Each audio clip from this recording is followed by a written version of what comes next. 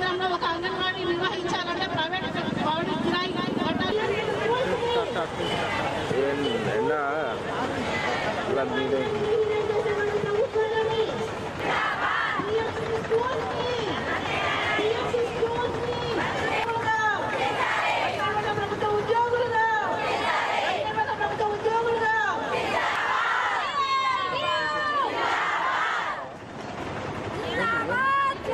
కేంద్ర రాష్ట్ర ప్రభుత్వాలు మాపై మొండి వైఖరిని ప్రదర్శిస్తున్నాయి. ఎందుకనంటే పిఎంశ్రీ అనే కొత్త పథకాన్ని ప్రారంభించి అంగన్వాడీలను నిర్వీర్యం చేయాలని చూస్తుంది.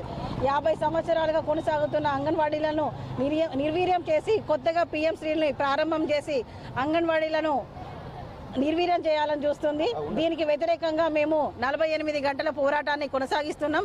రాష్ట్ర వ్యాప్తంగా జరుగుతున్నటువంటి ఈ ధర్నాని అందరు అంగన్వాడీ టీచర్లు, ఆయాలు అందరూ కూడా పాల్గొని జయప్రదం చేస్తున్న అన్ని జిల్లా కేంద్రాల్లో కూడా ఈ కార్యక్రమాన్ని ఏర్పాటు చేసి నిర్వహించడం జరుగుతుంది. ముఖ్యంగా ఈ పిఎం స్కూల్స్ని రద్దు చేయాలి. కాంగ్రెస్ ప్రభుత్వం వచ్చిన తర్వాత అంగన్వాడీ టీచర్ల మేనిఫెస్టోలో 18,000 రూపాయల వేతనం ఇస్తామని చెప్పేసి అన్నారు. ఆ 18,000 రూపాయలు అమలు చేయాలి. మన మంత్రి సీతక్క గారు మంత్రి అయిన తర్వాత మినీ టీచర్లను మెయిన్ టీచర్లు చేయడం జరిగింది. ఆ మెయిన్ టీచర్లకు 10 నెలలుగా వేతనాలు లేవు. ఇంకోటి ఏంటంటే డిగ్రీలు చదువుకున్న వాళ్ళందరూ ఉన్నారు. వారందరికీ ప్రమోషన్ ఇచ్చిన తర్వాతనే నోటిఫికేషన్ రిలీజ్ చేయాలి.